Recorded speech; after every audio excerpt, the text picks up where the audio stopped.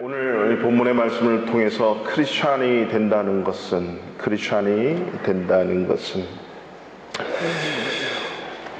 오늘 읽었던 우리 본문은요, 요한복음 17장 전부를 다 읽어야 할 텐데 읽지 않고 우리가 이렇게 앞부분과 뒤에 후미의 부분을 우리가 봉독을 했습니다.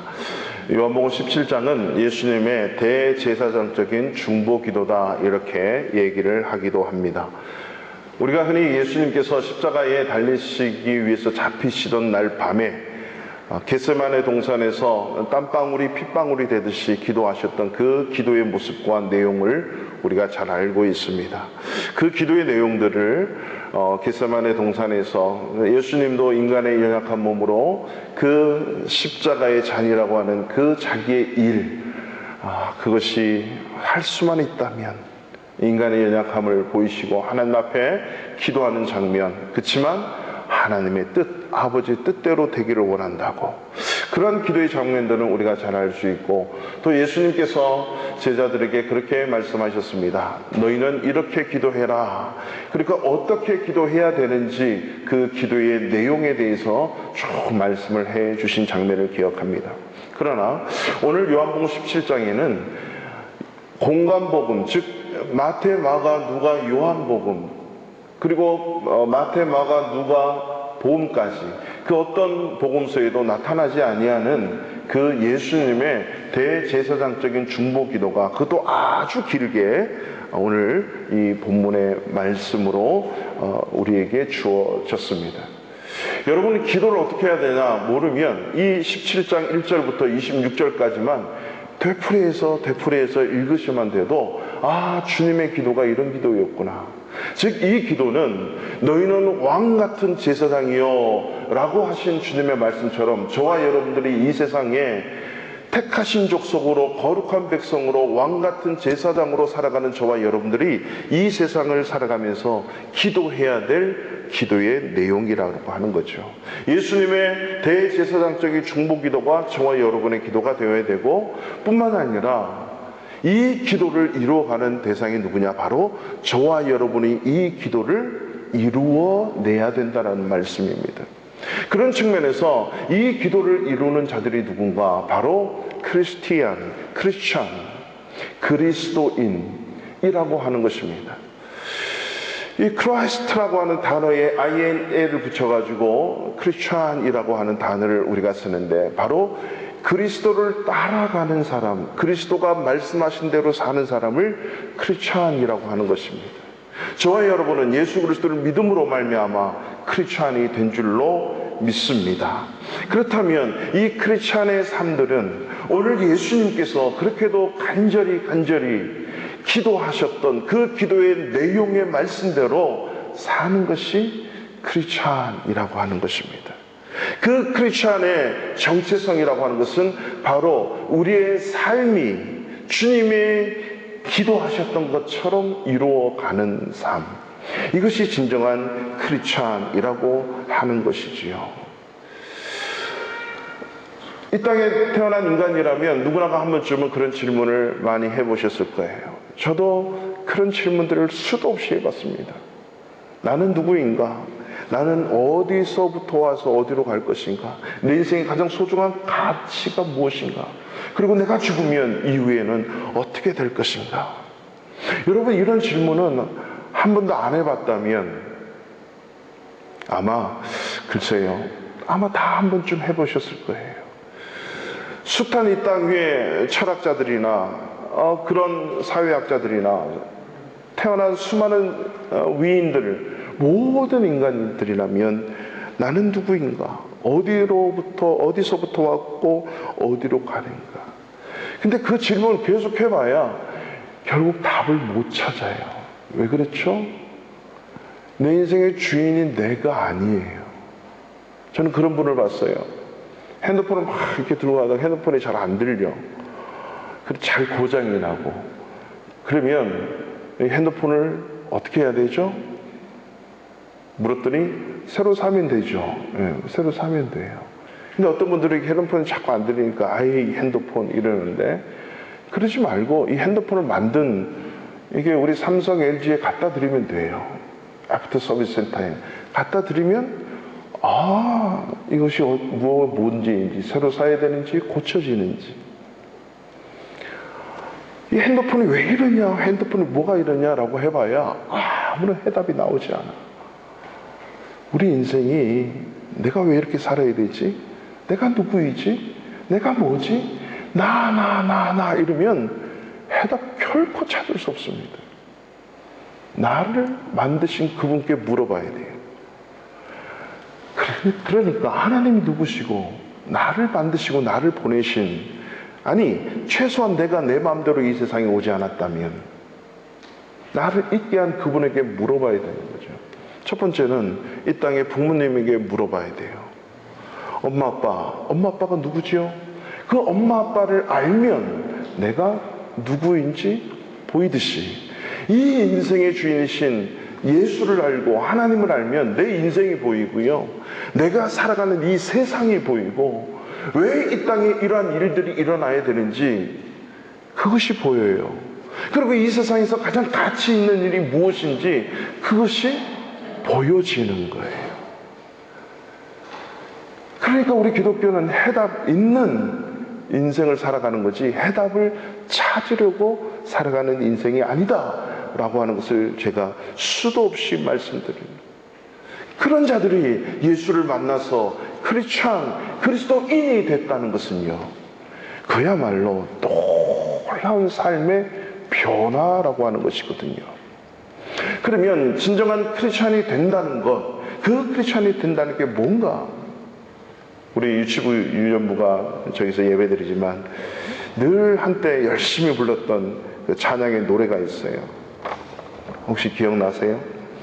나는 크리스찬, 진짜 크리스찬, 예수님 때문에 오래 참고 친절한 나. 나는 크리스찬, 진짜 크리스찬, 예수님 때문에 오래 참고 섬기는 나. 시기하지 않아, 자랑하지 않아, 교만하지 않아, 예수님처럼 베풀어주면 진짜 행복해. 미움이 아닌 사랑을, 다툼이 아닌 용서를, 어둠 속에 빛이 되신 예수님 따라 나는 크리스찬, 진짜 크리스찬. 여러분 진짜 크리스찬입니까? 이게 뭐냐면 예수님처럼 베풀어주면 진짜 행복하다는 거예요.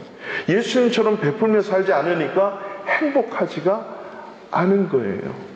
내가 크리스찬이고 진짜 크리스찬이라면 예수님과 함께 살면 진짜 크리스찬입니다.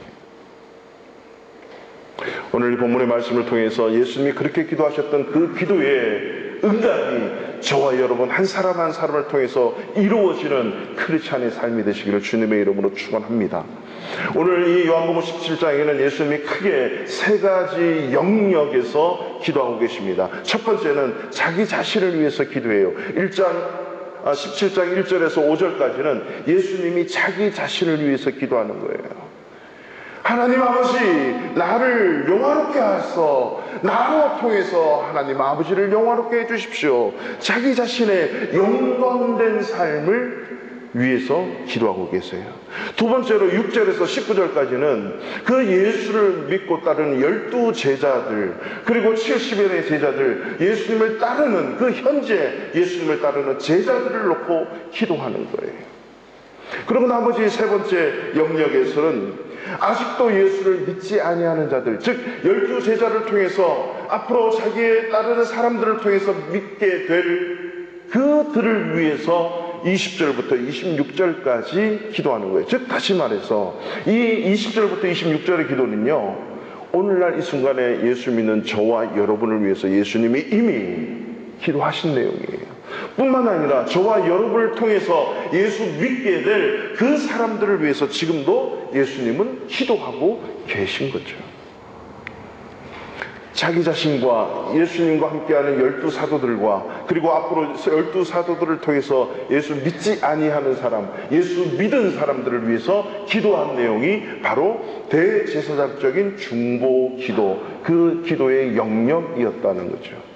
그러면 그 기도의 영역은 그런데 그 기도의 내용은 뭔가? 이렇게 길게 예수님이 기도했지만 그 기도의 내용을 우리는 세 가지로 볼 수 있습니다. 그 세 가지가 바로 뭔가? 예수님이 그렇게도 원하셨던 기도의 제목이고, 그리고 그 기도를 통해서 이루어내야 될 저와 여러분 크리스찬이 되는 것입니다. 그래서 오늘 이 예수님의 기도를 통해서 크리스찬이 된다는 것이 뭐냐? 첫 번째, 하나님을 영화롭게 하는 자들이 바로 크리스찬이라고 하는 거예요. 하나님을 영화롭게 하는 자. 우리 1절 말씀 보실까요? 아버지여, 때가 일어나사오니 아들을 영화롭게 하사 아들로 아버지를 영화롭게 하게 하옵소서. 저와 여러분들은요, 하나님께서 창조하실 때 아주 영광스러운 피조물로, 인간으로 창조하신 줄로 믿습니까? 하나님의 영광을 드러내게 하는 것으로 지었다는 말씀입니다. 그래서 이사야서 43장 21절 말씀에 이 백성은 내가 나를 위하여 지었나니 나의 찬송을 부르게 하려 함이니라. 즉 하나님께서 저와 여러분을 이 세상에 지은 이유는요, 하나예요. 하나님이 자기 자신을 위해서 지으신 거예요.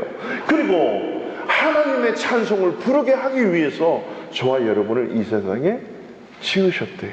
이 말은 오늘 예수님처럼 하나님을 영화롭게 하기 위해서 자기 자신의 삶이 존재한다는 거죠. 아니, 저와 여러분들이 이 땅 위에 하나님의 영광을 위해서 존재한다는 것입니다. 그래서 오늘 예수님께서 4절에서 이렇게 얘기합니다. 다 같이 4절 읽습니다. 시작. 아버지께서 내게 하라고 주신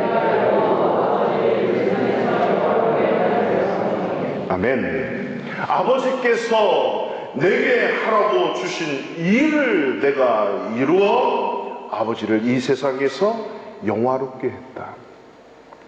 예수님께서 이 땅에 오셔서 하나님을 영화롭게 하는 방법은 한 가지입니다. 하나님께서 예수님에게 하라고 하신 그 일을 이루는 거죠. 그 일을 함으로써 하나님을 영화롭게 하는 것입니다. 그러면서 5절에 아버지여, 창세전에 내가 아버지와 함께 가졌던 영화로서 지금도 아버지와 함께 나를 영화롭게 하옵소서. 예수님이 십자가에 모든 죄를 지시고 그 십자가의 죄의 삭슨 사망이라고 하는 그 말씀을 이루면서 공의의 하나님께 심판을 받아요. 그리고 그 십자가를 이기고 이제는 그 사망 권세를 이기고 부활하심으로 하나님의 영광을 드러낸 것이죠. 그래서 우리는 십자가가 죽음이고 고난이 아니라 이제는 십자가를 영광이라고 부르는 것입니다. 십자가 영광. 그 십자가를 통해서 하나님을 영화롭게 한 예수 그리스도, 바로 하나님께서 내게 하라고 주신 그 일은 십자가를 지고 십자가의 영광을 나타내어 하나님을 영화롭게 하는 일이라고 하는 거죠. 이것이 대제사장적인 예수님의 삶이셨습니다. 그렇다면 저와 여러분 또한 하나님께서 내게 하라고 주신 일이 없겠습니까? 김성수 목사에게는 분명히 하나님께서 저에게 하라고 주신 일이 있습니다. 여러분 한 분 한 분에게 하나님이 하라고 주신 일이 있어요. 그 일이 무엇입니까? 그 일을 찾으셨습니까? 내가 그저 그렇게 생명부지하며 사는 것 같지만 그게 아니라 하나님께서 내게 하라고 하신 일을 내게 주신 일이 있단 말이죠. 그래서 사도 바울은 이 모든 이 피조물이 하나님을 찬양하도록 지음을 받았던 것처럼 너희가 먹든지 마시든지 무엇을 하든지 다 하나님의 영광을 위해서 하라. 이렇게 고린도전서 10장 31절에 선포하고 있어요. 그러니까 우리가 하는 모든 일들이 다 하나님을 영화롭게 해야 된다는 거지. 웨스트민스터 신앙고백서 제1문 1답에 이것이 만들어질 때는 모든 국민이, 모든 사람이 이렇게 살아야만 됐고 또 인간의 목적을 표기하고 있단 말이죠. 사람의 제1되는 목적이 무엇입니까? 여러분, 사람의 제1되는 목적이 무엇이에요? 사람의 제1되는 목적, 첫 번째 목적, 가장 큰 목적, 하나님을 영화롭게 하고 그를 영원토록 즐거워하는 것이 사람의 제일 목적입니다. 여러분, 이런 목적을 갖고 있다면 진정한 크리스천입니다. 만약에 이런 목적을 갖고 있지 않다면 나는 다시 질문해 봐야 돼요. 하나님을 영화롭게 하고 영원토록 그를 즐거워하는 것, 이러한 목적 있는 삶이 되시기를 축원합니다. 이것이 진정한 크리스천이에요. 이 뜻을 읽게 한 아브라함 카이프라고 하는 신학자가 있습니다. 그가 한 말 중에 모든 삶의 영역 중, 하나님이 허락하신 모든 삶의 영역 중 자신의 것이 아니라고 말씀하시는 곳은 단 한 뼘도 없다는 거죠. 한 뼘도 없다. 그리고 우리가 손을 대어서 우리가 살아가는 모든 삶의 이 한 뼘 한 뼘 속에 하나님의 영역이라고 말씀하시는 거죠. 이 모두가 다 하나님의 땅이고 하나님의 주권지이다라고 하는 것입니다. 그러니까 모든 삶의 영역들은 하나님 앞에 살아가는 것입니다. 정치, 경제, 국가, 예술, 문화, 가정, 문학, 과학, 의학, 이 모든 분야 속에 우리 사람들을 불러주셨는데, 바로 크리스천들은 그 나를 부르신 그곳에서 예수 그리스도가 왕이십니다 라고 선포하고 예수 그리스도가 왕이 되게 하는 자들이 바로 크리스천이라고 하는 것입니다. 저와 여러분들을 불러주신 그 삶의 현장 속에서 예수 그리스도의 절대 주권을 인정하고 그 절대 주권을 드러내는 삶, 이것이 바로 크리스천의 삶이에요. 직장인이든 사업을 하는 자든 주부이든 학생이든. 그래서 여러분들이 직장 제일 먼저 출근하면서 하시는 일이 컴퓨터를 켜는 일이 아니고, 우리 학생들은 학교 가서 가방을 놓고 앉아서 하는 일이 화장실을 가고 뭔가 해야 되는 물을 뜨는 그 일이 아니라 그 자리에 앉아서 하나님, 오늘 학생으로 직장인으로 사업인으로 나를 불러주신 이 자리가 하나님의 자리입니다. 하나님, 이 자리 속에서 예수 그리스도가 왕 되심을 선포합니다. 이 자리를 다스려 주십시오. 하나님의 지혜로 하나님의 지식으로 공부하게 해 주십시오 라고 선포하며 주님 앞에 기도하고 시작하는 것, 이게 내 모든 삶의 영역 속에 하나님의 주권을 인정하게 되는 것이랍니다. 여러분, 개그우먼 이영자 씨 잘 아시지요? 2018년도에 모든 방송사의 그 연예대상을 휩쓸었답니다. KBS에서는 특별히 그 여자가 연예대상 받는 게 처음이라고 합니다. 근데 이 이영자 씨가 이렇게 수상소감을 얘기했답니다. 웃기고 뭉클하고 감사하다. 끝까지 누가 뭐래도 나를 포기하지 않게 기둥이 되어주신 하나님께 너무 감사드립니다. 자, 이런 수상소감을 했는데 많은 사람들이 호불호의 반응을 내죠. 그리고 뭐 한참 동안 수상소감을 얘기하고 감사를 했어요. 자기가 신앙인이면 신앙인이지 왜 저기서 하나님께 감사드린다고 하느냐. 또 어떤 사람들은 이야, 역시 크리스찬이야, 역시 자랑스럽다. 여러분들은 어떻게 생각하십니까? 이 영자 씨를 알고 나면 그분이 고백했던 그 고백 앞에 우리는 숙연해져야 되고, 오히려 함께 축하하고 축복하고 하나님께 다시 glorify God, 하나님께 영광 돌립니다라고 동의해야 될 상황인 것을 저는 알았습니다. 이분이 91년도에 MBC 개그 콘서트에 데뷔를 했는데 우연히 예수를 믿게 됐어요. 그래서 97년부터 예수를 믿게 됐다고 했는데, 이때 SBS 그 음악 단장이신 김정택, 지금은 장로님이신데 은퇴를 했겠죠. 아주 신앙이 좋으신 김정택 장로님이 계세요. 단장, SBS 단장. 이분이 보니까 늘 웃고 다니는 거예요. 어디 가도. 돌아가신 하현종 목사님이 늘 웃었다 그러죠. 그래서 어떠한 등록하신 성도님이 저 목사님은 항상 웃고 다니지 뭐가 빠졌나. 처음 예수 믿었으니까. 그래서 한번 따라가 봤대요. 화장실까지. 화장실에 갔는데도 웃으면서 볼일을 보시더라는 거예요. 모든 곳에 다 웃으시는 거예요.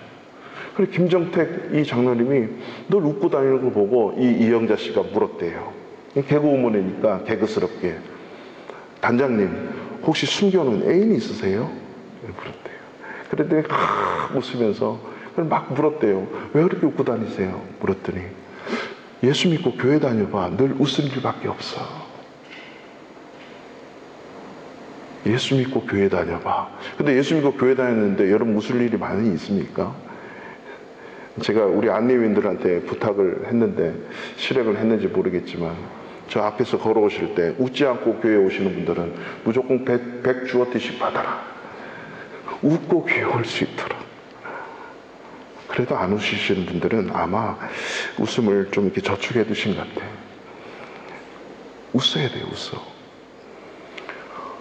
그래가지고 교회 다니면 그렇게 다 웃게 되나 싶어서 교회를 다니기 시작한 거예요. 그러다가 교만의 병이 찾아와서 자기가 인기가 뜨니까 막 이것저것 연기도 해가면서 간증도 했다는 거예요. 솔직하게 얘기해요. 그러다가 몰락하는 인생을 살다가 최근 몇 년 동안 이분이 왜 변화됐냐면 충신교회 연예인 선교회에 가입을 해가지고 거기서 제자 훈련을 받기 시작한 거예요. 성경 공부하기 시작하고 새벽 기도를 쌓고 그러면서 이 이영자 씨의 삶이 변화되기 시작하는 거예요. 그때부터 하나님께서 높여주시기 시작하는데 하나님 그만 그러다가 방송 3사에 다 꼭대기에 하나님을 올려놓으신 거예요. 이분이 표현을 그래요. 서울 드림교회 집사님이신데 새벽기도 빠진 일이 없대요. 아무리 피곤하고 힘들어도. 그리고 늘 주일날 교회 주방에 자기 담당이 되면 봉사한대요. 주방에서. 삶의 현장 속에서 자기는 개그 우물이지만 그 이전에 교회의 일원으로서 하나님 앞에 예배하는 삶과 기도하는 삶과 그리고 섬기는 삶을 통해 하나님을 만나버린 거예요. 그녀가 그 최고의 길에 올라섰을 때 그 자기가 하고 있는 방송 연예계 그 꼭대기에서 하나님을 영화롭게 하고 하나님께 감사하는 것은 당연한 일 아니겠습니까? 저와 여러분들이 삶의 어떤 순간에 아니 어떤 일을 하시더라도 그 꼭대기에서 하나님께 감사하고 하나님께 영광 돌릴 수 있는 그 일이 바로 크리스찬임을 잊지 마시기 바랍니다. 두 번째로 크리스찬이 된다는 것은 진리의 말씀으로 거룩하게 살아가는 자들입니다. 우리 16절의 말씀을 한번 보실까요? 우리가 여기 읽지는 않았지만 앞에 스크린도 있고 성경책이 있으신 분은 있습니다. 내가 세상에 속하지 아니함 같이 그들도 세상에 속하지 아니하였사옵나이다. 그들을 진리로 거룩하게 하옵소서. 아버지의 말씀은 진리니이다. 하나님 말씀이 진리인데 이 말씀으로 거룩하게 해달라는 기도.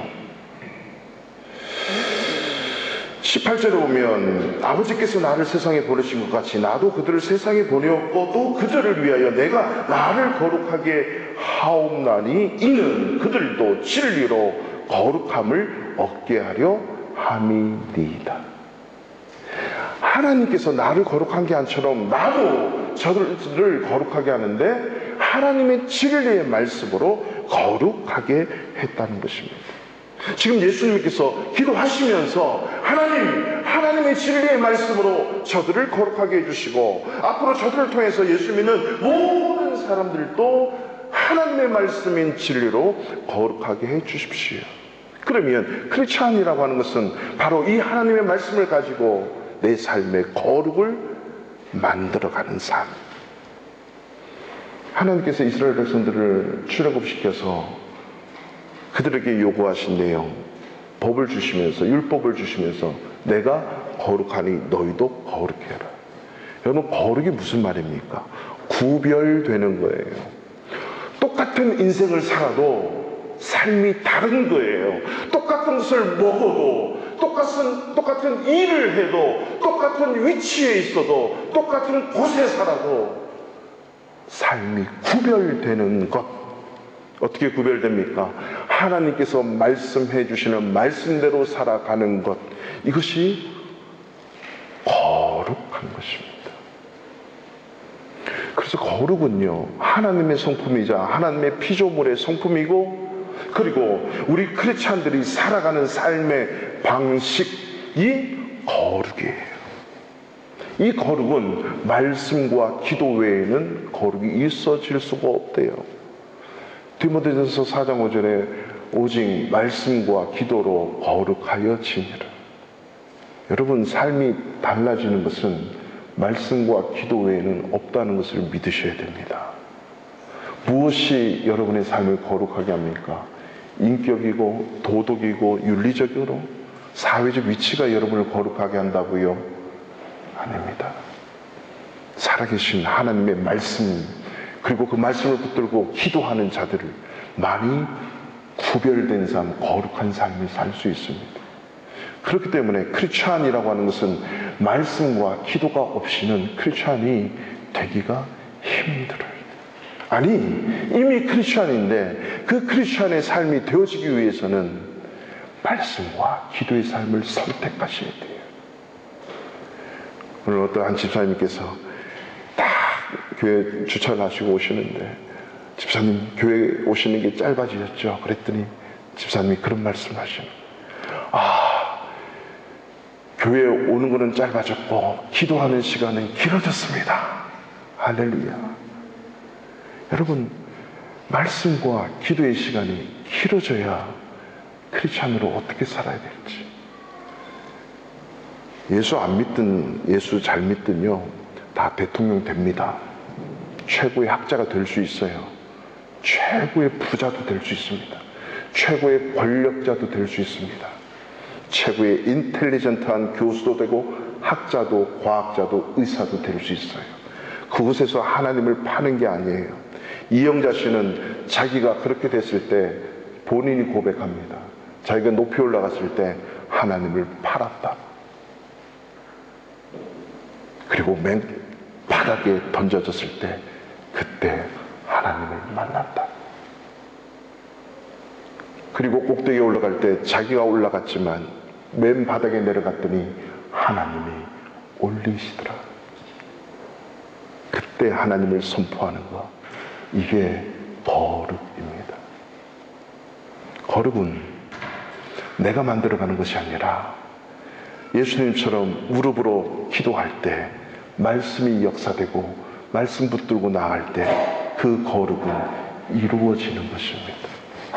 내가 만들어가는 것이 아니라 하나님이 거룩하니까 하나님이 우리를 거룩의 자리로 만들어가는 거죠. 똑같이 공부를 열심히 하고 수석이 돼도, 똑같은 학생이라도 하나님의 말씀과 기도 속에 자라나는 학생과 자기가 열심히 해서 하는 학생하고는 다릅니다. 똑같은 높은 자리의 사람이지만 그곳에서 말씀과 기도로 거룩해지는 자리와 그렇지 않는 자는 다릅니다. 여러분, 다윈이라고 하는 사람 아시죠? 찰스 다윈. 찰스 다윈은 에딘버러 의과대학을 나왔습니다. 어릴 때부터 자유주의 기독교 신학에서 자랐습니다. 그리고 자기 아버지가 의사 만들려고 하다가 이 의사에 너무 소질이 없어요. 피를 너무 두려워하는 거예요. 싫어하는 거예요. 그랬더니 이 다윈이, 그럼 아버지 좀 채집도 하고 좀 세계 여행도 좀 하게 해주세요. 그러면 네가 캠브리지 신학과를 가라. 그래서 캠브리지 신학교를 갔어요. 네가 성공의 목사를 하면 나라의 목사가 되니까 나라에서 월급 받는 월급을 가지고 네가 하고 싶은 모든 공부를 하거라. 이게 19세기 초반이에요. 그래서 진짜 캠브리지 신학과를 가요. 신학대학을 가요. 신학을 졸업해요. 근데 이 사람이 이제 비그로라는 이 배를 타고 5년 동안 세계 일주를 하면서 박물학에 관심이 있고 채집에 관심이 있고 화석에 관심이 있고 하다가 책을 우연히 냈는데 그게 종의 기원, 자연 선택설에 의해서 종의 기원을 냈는데 이게 인간은 하나님의 창조물이 아니라 이게 다 진화했다. 이 얘기가 돼가지고 모든 숱한 그 당시의 학자들에게 추앙을 받습니다. 창조론과 진화론이 영국에서 어마어마하게 싸우기 시작하죠.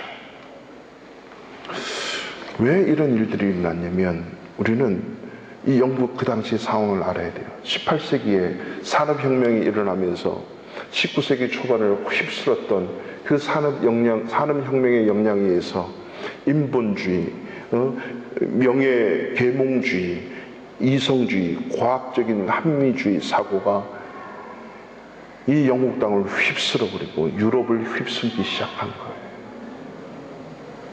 이때 크리스찬들은 뭐 한지 아세요? 서로 교리를 가지고 싸우고 있었어요.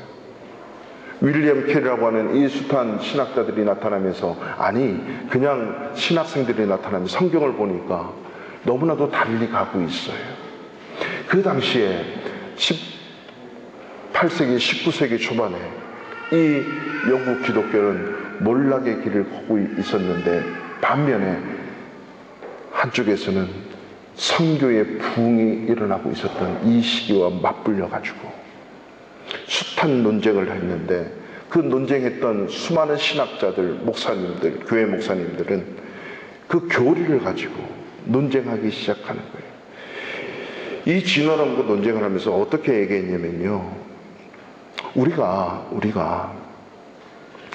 원숭이가 조상이 아니라 하나님이 만드신 창조주 하나님이 우리의 조상이다 라고 얘기를 했더니 이 진화론의 측에서 뭐라고 얘기했냐면 부도덕한 인간을 할아버지라고 하느니 정직한 원숭이를 우리 할아버지라고 하겠다라고 얘기를 했다는 거예요.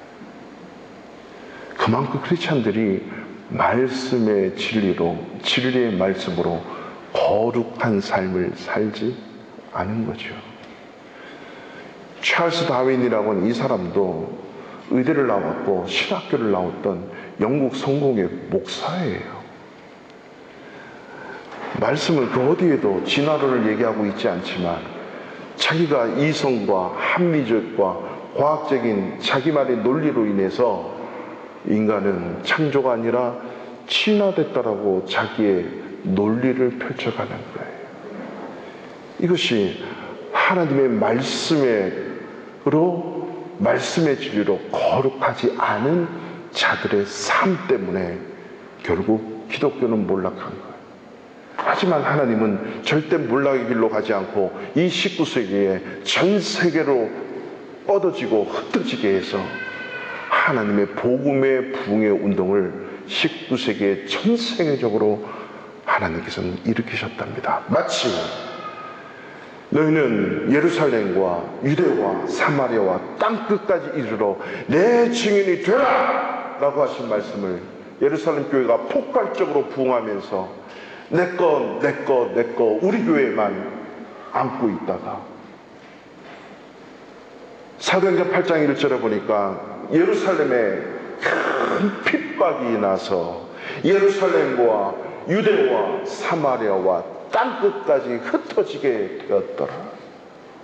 바로 그 흩어진 자들이 고난과 핍박과 박해를 피해서 흩어진 자들이 뭐 했다고요? 복음을 증거하기 시작하므로 전 세계에 선교의 불길을 열어놨던 것처럼 계몽주의와 그 인간의 산업혁명 이후에 이성주의와 과학주의와 합리주의가 엄청나게 발달을 하는 그때에 하나님은 또 다른 곳에서는 선교의 부흥의 불을 지피고 있었다는 사실입니다. 하나님의 거룩은 하나님이 만들어가는 것입니다. 아무리 신앙을 하고 성공의 목사가 돼도 말씀이 없으면 거룩한 삶이 아닙니다. 크리스찬은 삶의 어떤 분야에 무엇을 하든지 하나님 말씀대로 하나님의 말씀 속에서 거룩함을 지어내는 것, 이것이 바로 크리스찬. 이 크리스찬이라고 하는 말, 그리스도인이라고 하는 말이 언제 제일 먼저 생겼습니까? 그것은 성경에서 얘기해 주고 있습니다. 사도행전 11장에 보면 드디어 사도 바울이 등장하게 되는데 사울이라고 하는 이름으로 등장을 해요. 원래 사울은 예수님을 핍박하는 자들이었고 예수 믿는 자들을 핍박하고 잡아가서 옥에 가두고 심지어는 스데반 집사님을 죽이는 그 일에 선봉자가 되기도 했습니다. 그랬던 그 사람이 다메섹 도상을 가다가 다메섹 도상에서 부활하신 예수님을 만나요. 그리고 이 바울이 길리기아 다소 그 지방에서 3년 동안 오직 말씀과 기도에 전무하게 되죠. 이렇게 있는 자를 하나님의 계시를 받은 바나바가 가서 사울, 즉 바울을 데리고 안디옥 교회로 옵니다. 그리고 사도행전 11장 26절에 보니까 바나바가 사울을 데리고 안디옥에 와서 둘이 교회에 1년간 모여 있어 큰 무리를 가르쳤고 제자들이 안디옥에서 비로소 그리스도인이라 일컬음을 받게 되었더라.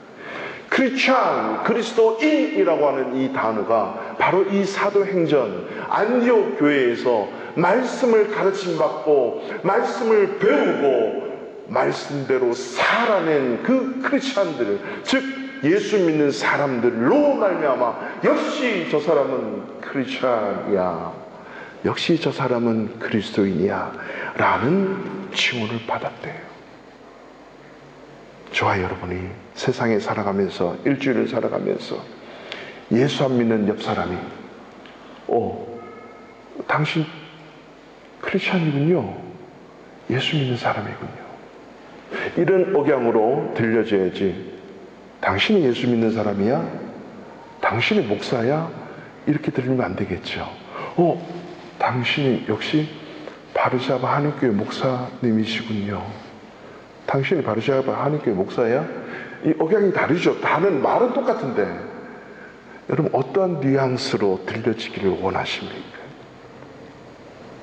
역시 당신은 바르샤바 한인교회 목사님이시군요, 역시 크리스찬이군요. 말씀으로 거룩하게 되는 크리스찬 되시기를 축원합니다. 마지막 세 번째로 크리스찬이 된다는 것은요, 크리스찬끼리 하나가 된다는 것, 크리스찬끼리 하나가 되는 것, 이게 크리스찬이에요. 우리 11절 말씀을 보실까요? 11절. 나는 세상에 더 있지 아니하오나 그들은 세상에 있사옵고 나는 아버지를 가옵나니 거룩하신 아버지여 내게 주신 아버지의 이름으로 그들을 보존하사 우리와 같이 그들도 하나가 되게 하옵소서. 21절 보세요. 아버지여, 아버지께서 내 안에 내가 아버지 안에 있는 것 같이 그들도 다 하나가 되어 우리 안에 있게 하사 세상으로 아버지께서 나를 보내신 것을 믿게 하옵소서. 내게 주신 영광을 22절입니다. 내가 그들에게 주었사오니 이는 우리가 하나가 된 것 같이 그들도 하나가 되게 하려 함이니이다. 세 가지 영역 속에서 성부, 성자, 성령의 하나님이 하나가 되었던 것처럼 하나님 아버지 당신과 내가 하나가 되었고 하나가 된 것처럼 저의 제자들도 하나가 되게 해주십시오. 뿐만 아니라 저 제자를 통해서 앞으로 예수 믿게 될 모든 크리스찬들이 하나가 되게 해주십시오 라고 기도하는 것이 예수님의 기도였습니다. 그러면 그 하나됨을 이뤄내는 것이 진정한 크리스찬이라고 하는 거죠. 그리스도인. 이렇게 하나 되어야 되는 이유를 예수님이 얘기해 주셨어요. 그것이 23절입니다. 다 같이 읽습니다. 시작. 곧 내가 그들 안에 있고 아버지께서 내 안에 계시어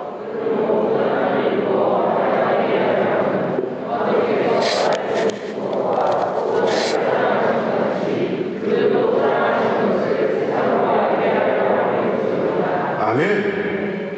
성부, 성자, 성령의 하나님이 하나가 되고 12 사도들, 예수님을 따라다니는 제자들이 하나가 되고 그들을 통해서 예수 믿게 될 수많은 크리스찬들이 하나가 되어야 되는 한 이유, 첫 번째, 그들도 우리가 하나 된 것을 보고 예수를 믿어야 되는 거죠. 그리고 사랑하는 것을 보고 예수를 믿게 되는 거죠. 세상으로 하여금 예수 그리스도가 주인이시구나, 예수 그리스도가 주님이시고 구원주시구나. 모든 세상으로 하여금 하나님께서 예수를 보내주신 것을 믿게 하려고 우리를 하나 되게 했다는 거죠. 성부, 성자, 성령이 하나이듯이, 제자들이 하나이듯이 예수 믿는 저와 여러분 모두가, 아니 이 세상의 모든 크리스찬들이 하나가 되어야 된다는 사실을 아십니까? 지난주 토요일 날 바르샤바 올드타운에서 우리가 계란 전도를 하면서 찬양을 해요. 그리고 나눠줘요. 그때 거기 지나가는 사람들의 반응, 어떤 사람은요 그냥 막 이렇게 보고 가고, 어떤 사람은요 엄지척을 하면서 V자를 기르면서 할렐루야 하면서 아멘 하면서 할렐루야 하면서, 그들이 어디서 왔는지 모르지만 아멘 할렐루야는 다 똑같더라고. 아멘 할렐루야, 아멘 할렐루야 하면 다 알아. 그분들은 바로 크리스찬이었습니다. 예수님의 부활을 목격하고 예수님의 부활을 믿고 예수님을 따르기로 한 크리스찬들은 세상 어디를 가나 하나님을 찬양하는 그곳에, 세상 어디를 가나 하나님 앞에 기도하는 그곳에, 세상 어디를 가나 예수 그리스도가 왕이심을 선포하는 그곳에 함께 가서 아멘 할렐루야로 함께 찬양할 수 있는 것, 하나가 된 것입니다. 이것이 하나입니다. 믿지 아니하는 사람들이 우리를 보면서 하나가 되지 못하고 사랑하지 못하는데 어떻게 우리를 보고 예수를 믿겠냐는 거죠. 제가 공식적으로 말씀드리지 않았지만은 여러분, 세계 200여 개가 나라가 넘는데 175개국이더라고요. 157개가 아니라 175개의 나라에 사우스 코리안이 없는 곳이 없어요. 175개의 나라, 700에서 750만 명이 흩어져 살고 있대요. 근데 이제 제가 나이가 이렇게 되다 보니까 이 5대 6대 주에 거의 제가 아는 우리 동료 목사님, 선교사님들이 다 계세요. 하나님께서 이 070을 주시고 이 카톡을 주신 게 얼마나 큰 은혜인지 몰라요. 우리 선교사님들에게는 너무 비싼 국제전화 하지 않고, 이거 어딜 가나 다 070이 있으면 하루 종일 똑같은 번호 해놓으면 24시간 영혼 나오더라고. 070 전화도 카톡도 그렇고. 그래서 이 5대 6대 주 한 바퀴 돌면 다 알아요, 한국적인 상황을. 근데 제가 무슨 말씀 드리냐면, 곳곳에 교회가 없는 곳이 없어. 교회가 없어도 그곳에 크리스찬이 있으면 꼭 예배를 드리더라고요. 근데 한 가지 더 중요한 사실은, 교회가 있는 곳에 그 교회가 하나가 되고 크리스찬들이 하나가 되니까 그 나라의 한인 사회가 평안해. 한인 사회가 평안하다 보니까요, 그 나라가 평안하더라고요. 그렇지 않는 곳은요, 끊임없이 교회 다니는 예수 믿는 크리스찬들이 하나 되지 못하고 서로 반목하고 질주하고 사랑하지 못하니까 한인 사회가 너무 힘들어요. 그리고 그 교민 사회가 힘드니까 그 나라가 힘들어요. 이거는 영적인 원리예요. 한인 사회가 하나 되는 곳에, 아니 성도들 한인 교회가 하나 되는 곳에 한인 사회가 온전해지고, 한인 사회가 온전해지는 곳에 그 나라가 번성을 하더라고요. 우리나라 기업이 잘 되고 우리나라 사업이 잘 되고 곳곳에 나와 있는 저와 여러분들의 모든 일들이 잘 되는 것은요, 우리 크리스찬 한인교회 성도들이 함께 모여 사랑하고 하나 되는 것부터 시작해야 돼요. 변화돼요, 변화. 예를 들지 않겠습니다만은 한인교회 성도들이 하나 되면 한인 사회가 하나 되고 그 나라가 변화된다는 사실입니다. 사랑하는 성도 여러분, 우리 다음 주일에 우리가 야유 예배를 갑니다. 지정된 주일날 예배 여기서 드리다가 특별한 날 한 날을 정해서 야외에서 예배하는 이 날에 함께 하나님을 찬양하고 그곳에서 하나님을 선포하면서 서로 부대끼면서 사랑으로 하나 되는 이 시간을 통해서 믿지 않는 주위 폴란드 사람에게, 아니 가톨릭을 담기지만 진정한 예수의 사랑이 뭐고 하나님의 사랑이 뭔지를 우리의 그 시간을 통해서 보여줄 수 있을 때 우리는 크리스찬입니다, 나는 크리스찬입니다 라고 말할 수 있다면 예수님의 기도가 저와 여러분의 인생을 통해 이루어지고 이 기도를 저와 여러분의 인생을 통해 기도하는 자로 서게 될 줄로 믿습니다. 다 같이